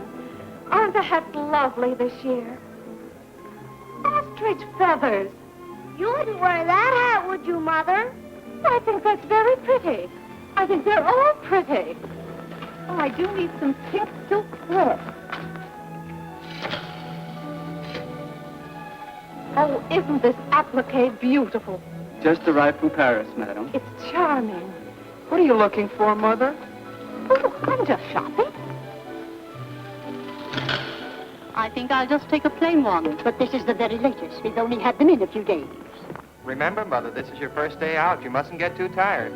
No, I'm saving myself, dear. I have to. Cousin Cora's coming tomorrow. She is? Does Father know about it? Not yet. Is Mary coming too? Yes, dear. Harlan, don't touch things. I'll bet you knew it. No, Look, honest, Mother, I didn't. just like Father. Not tomorrow. What is this in Aren't there? the sleeves a little long? Exactly Fits well like across the yours. shoulders. Come on now, Harlan. Now, Take about my the hand. sleeve. You'll get lost again. Do we have any more of this material? Yes, we do. Sure Thank doesn't you. like you to touch things. This one is genuine imitation Dresden. The original design by Duryea. John, isn't this the darlingest thing? It's exactly what I've always wanted. How much is this lovely pug dog? $15, ma'am. $15? Gee whiz, Mother. We can buy a real-life bloodhound for $5. Oh, isn't he perfectly adorable? Oh, I shouldn't. I know I shouldn't. This is Dave. Oh, this is Whitehead. How nice to see you. Are you quite recovered? Almost. This is my first day out. We've missed you at the church. You remember Mr. Morley? How do you do, Mrs. How do you do? Mr. Morley preached the Sunday Dr. Lloyd was ill. Oh, yes. I can't tell you how much I enjoyed your sermon. Even my husband enjoyed your sermon. We've just come from the board meeting of the Foreign Missions. I'm taking Mr. Morley home to lunch. I had to drop in here to pick up a purchase. I won't be a minute. Is your parish in the city? Yes, it's on the outskirts. My church is in Audubon Park. Oh, way up there. Oh, are you acquainted in Audubon Park? No, I don't believe we know a soul there. Mr. Morley, would this be possible? My husband, Mr. Day. If we lower the collar, it'll be a very fine fit. You won't find a better suit of clothes in the city for $15. Oh, it's not the price. It's the money. Thank you for holding it for me. Welcome. Goodbye, Mrs. Day. I hope we meet again soon. Goodbye. It was very pleasant meeting you again. I think it was divine providence. I shall be delighted to be of service. Goodbye, Mr. Morley. Goodbye. May I work it? Oh, no, it's against the rules.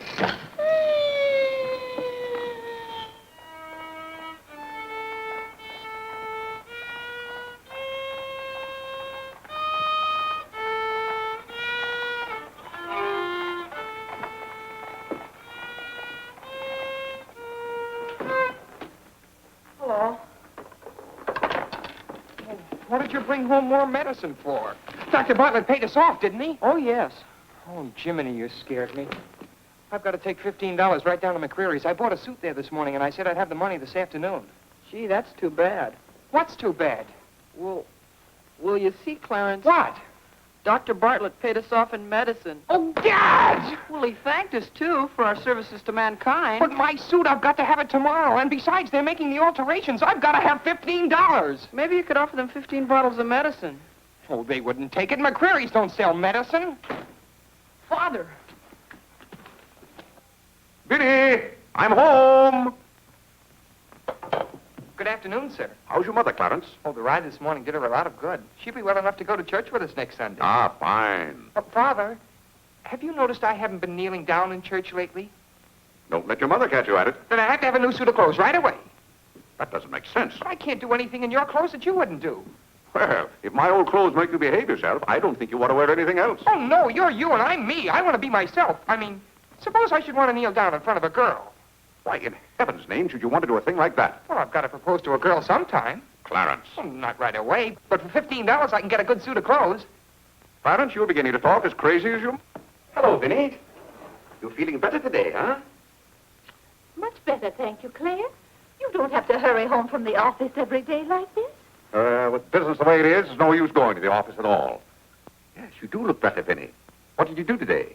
Well, I got a carriage and took the boy for a ride, and we stopped in at McCreary.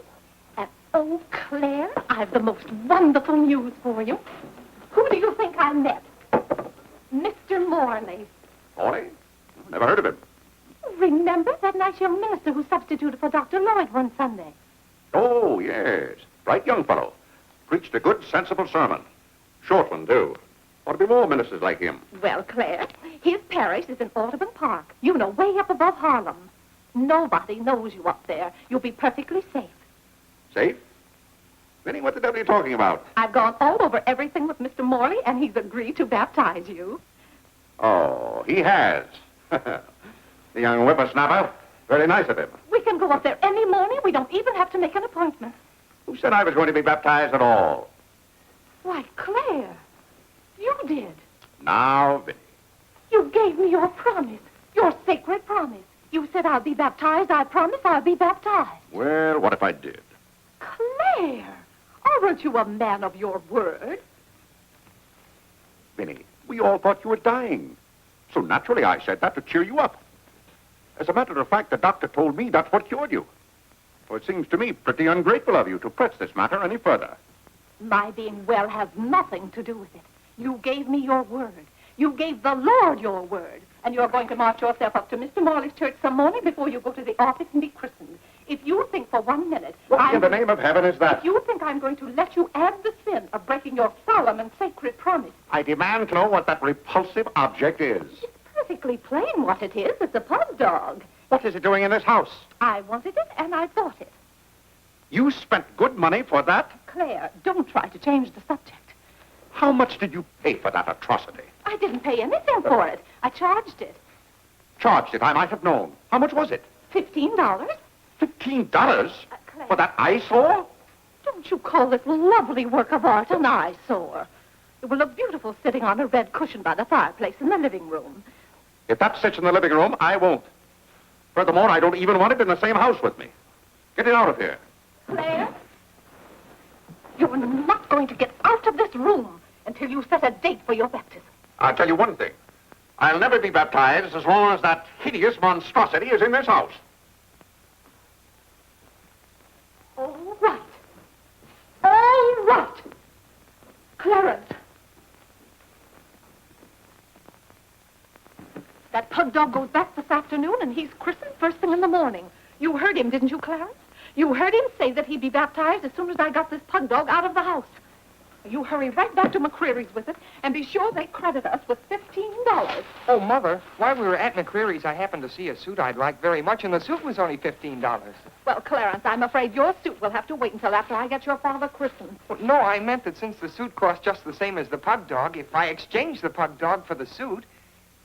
Why, yes. Then the suit wouldn't cost your father anything. Why, how bright of you, Clarence, to think of that. I'd better start right away before McCreary's closes. Yes. Now, let's see. If we're going to take your father all the way to Audubon Park...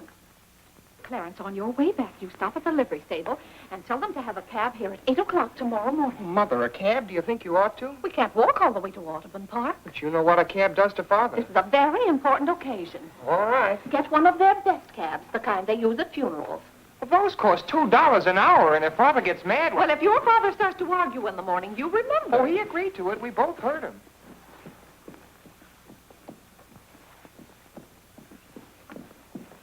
I hope you notice Clarence is returning the pug dog. Well, that's a sign you're getting your faculties back. Don't dawdle, Clarence.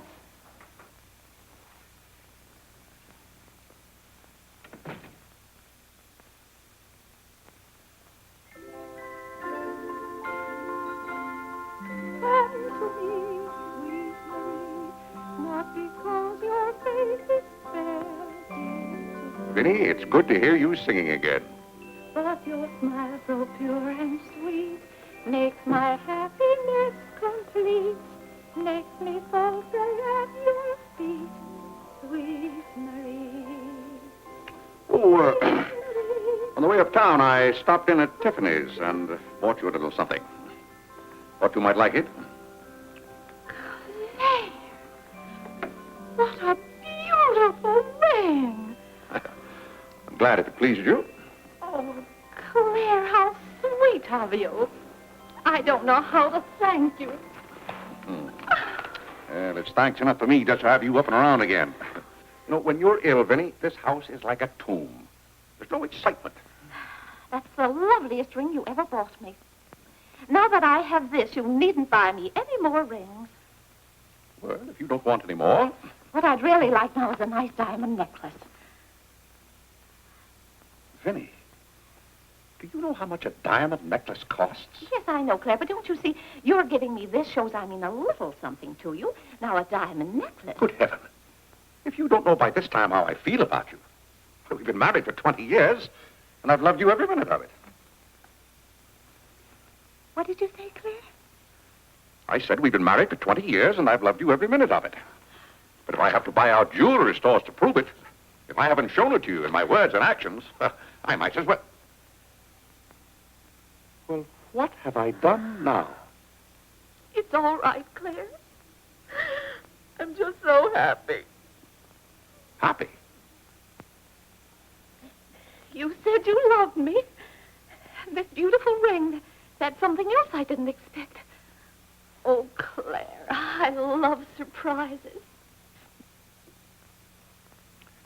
another thing I've never understood about you, Vinny. Now, I like to know what to expect. Then I'm prepared to meet it. Yes, I know, Claire, but life would be pretty dull if we always knew what was coming. Well, it's certainly not dull around here. In this house, you never know what's going to hit you tomorrow.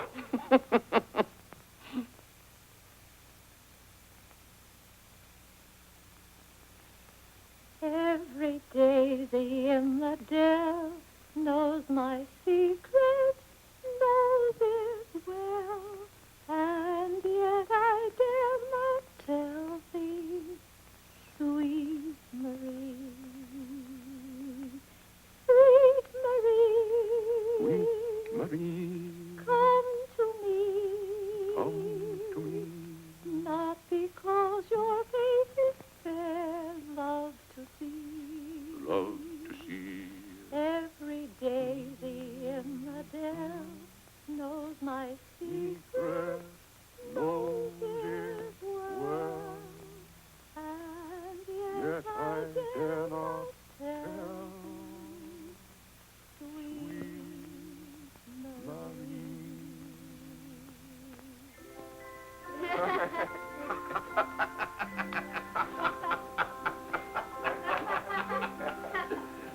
Well, then, Harlan, the very... Who are you? What's your name? Margaret, sir. Can't be Margaret. We've got one Margaret in the house. At home they call me Maggie, sir. All right, Maggie. If her name's Margaret, that's a good sign. Maybe she'll stay a while. Do you know, boys, your mother used to be just the same about cooks as she is about maids. Never could keep them, for some reason. Well, one day about 14 years ago. Yes, it was right after you were born, John. My, you were a homely baby. Thank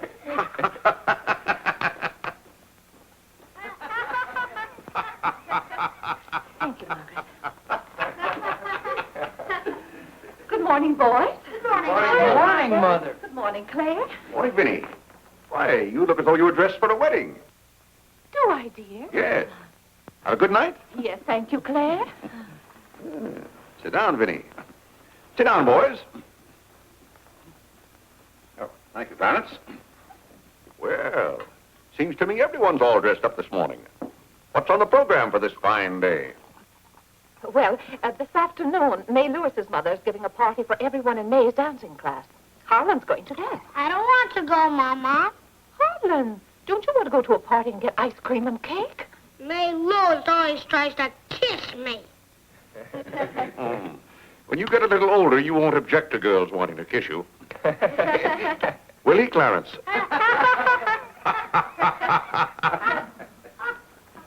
This is for you, Mr. Day. Where shall I put it? Oh, that's for me, I think. Take it upstairs, Maggie. Wait a minute, Maggie. Bring it here. Let's see it. See, it's for me, Father, Clarence Day, Jr. Let me look. Well, that's from McCreary's. And it's marked charge. What is it? Claire, it's all right. It's nothing for you to worry about. Well, at least I think I should know what's being charged to me. What is it? Claire, stop your fussing. It's a new suit of clothes for Clarence, and it isn't costing you a penny. It's marked charge $15. It's costing me $15. And I told Clarence... Claire, can't you take my word? It isn't costing you a penny. I'd like to have you explain why it isn't. Because Clarence took the pug dog back and got the suit instead. Of course. And they've charged me $15 for the suit. Nonsense, Claire. We gave them the pug dog for the suit, don't you see? Then they've charged me $15 for the pug dog. But, Claire, they can't. We haven't got the pug dog. We sent that back. Well... But... Well, now, wait a minute, Vinny. The suit... Well, there's something wrong with your reasoning. Well, Claire, I'm surprised at you when you're supposed to be so good at figures. That's perfectly clear to me. Vinny, they're going to charge me for one thing or the other. Don't you let them.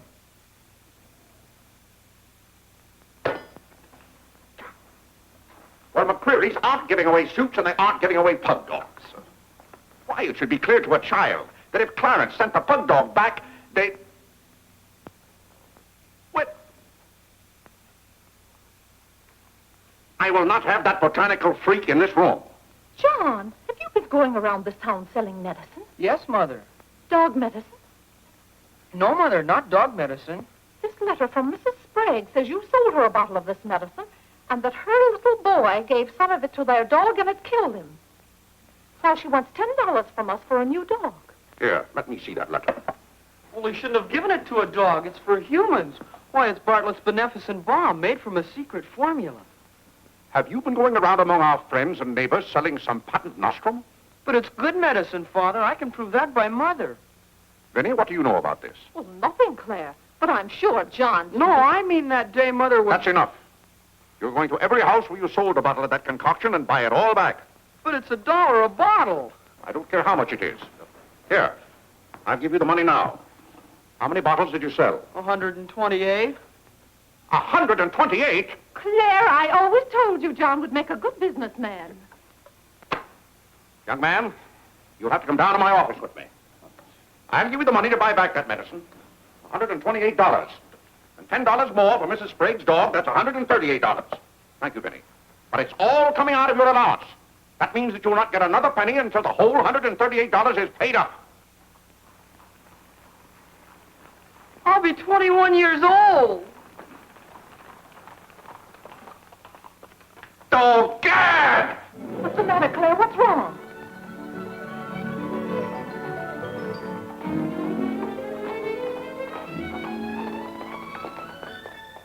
Those gypsies are back. Don't anyone answer the door. They're moving in on us again, bag and baggage. I won't have it, I tell you. I won't have it. Now, Claire. Don't let them in. Claire, hush up. They'll hear you. Tell them to get back in that cab and drive right on to Ohio. As if we could turn our own relatives away. But they're extravagant enough to take cabs when horse cars run right by our door. And now you be quiet and behave yourself. John, come help with the baggage. Why did they always have to pounce on us without any warning? Cora, Mary. Well, it's so good to have you back again. How are you, Vinny? We've been so worried about you. I'm fine now. Did you have fun in Springfield? What? John, my, you're still growing. Thank you, Cousin John, go get the baggage. There's Whitney. How are you, darling? Fine, thank you. And little Harlan. Have you been a good boy? No. Claire, the girls are here. Cousin Claire, here we are again. My, it's so nice to be back. How do you do, Mr. Day? How do you do? Come and sit down and have some breakfast with us. Oh, we had breakfast at the depot. Well, we practically finished ours. I haven't finished my breakfast. Well, then sit down, Claire. Come and have a cup of coffee anyway. Oh, Mary, thank you, sit over Vinny. there. Cora, Maggie, clear those places. My, this seems so natural. Claire, don't let your kippers get cold. Maggie, serve some coffee. Yes. Where's Clarence?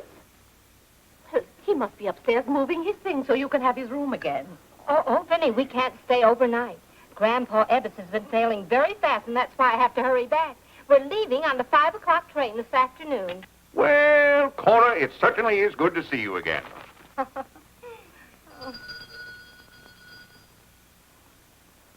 who can that be?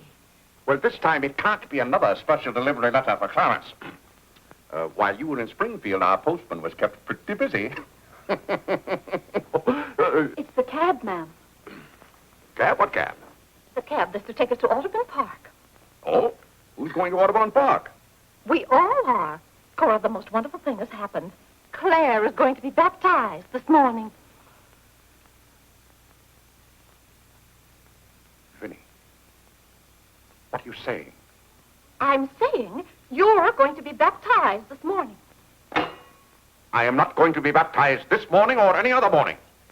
You promised yesterday that as soon as I sent that pug dog back, you'd be baptized. I never said anything remotely like that. Clarence was right there and heard you. That's why I ordered the cab. The cab. Vinny, you send that right back. I'll do nothing of the kind. I'm going to see that you go to heaven. I can't go to heaven in a cab. Well, you can start in a cab. I'm not sure they'll ever let you into heaven, but I know they won't unless you're baptized. They can't keep me out of heaven on a technicality. Claire, stop quibbling. You may as well face it. You've got to make your peace with God. Until you stirred him up, I had no trouble with God. Harlan, Whitney, Come get your Sunday hats. Clarence, John. Yes, Mother? Hurry, we're ready to go. Oh, my prayer book. Harlan, come let me fix your tie. Vinny, are you mad? Was it your plan that my own children should witness this indignity? Why, Claire, they'll be proud of you. I suppose Harlan is to be my godfather. Vinny, I won't go through with this thing. That's final. Claire, dear, if you feel that way about it. I do. Then we won't take the children with us. I'm not talking about the children. I'm ready, Mother. Oh, John. Vinny, I haven't time for anything like that this morning. I've got to take John down to my office with me and give him the money to buy back that dog medicine. But it wasn't dog medicine, sir. Young man, we're starting downtown this minute. You will do no such thing. You gave me your sacred promise that day I almost died. Yes, and she would have died if we hadn't given her some of that medicine. That proves it's good medicine. You gave your mother some of that dog medicine? John, you didn't. Yes, we did, Mother. We put some in your tea that morning. John. Do you realize you might have killed your mother? You did kill Mrs. Sprague's dog. John, I'll have to give considerable thought as to how you're to be punished for this. But Claire. No, Vinny. When I think of that day, why, we might have lost you. You're all right now, thank heaven. But what I went through that afternoon, the way I felt, I'll never forget it. You've forgotten it already. What do you mean? That was the day you gave me your sacred promise. Yes, but I wouldn't have given you my promise if I hadn't thought you were dying. And you wouldn't have almost died if John hadn't given you that dog medicine. Don't you see? Well, the whole thing is illegal. Suppose I had died. It wouldn't make any difference to you. You don't care whether we meet in heaven or not. You don't care whether you ever see me and the children again. Oh, Vinny, you're not being fair to me. It's all right, Claire. If you don't love us enough, there's nothing we can do about it. But that has nothing to do with it. I love my family as much as any man. All my life, I've struggled and worked just to... Yeah, there's that cab.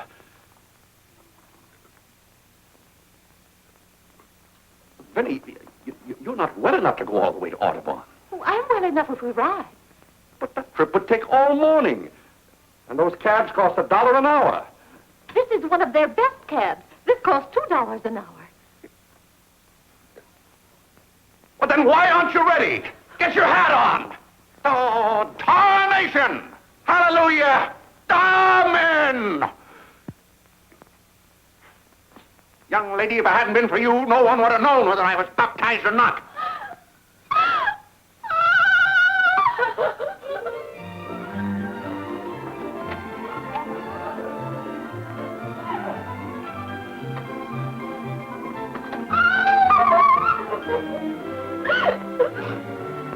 Oh, Gad! Good morning, Mr. Day. Going to the office? No. I'm going to be baptized.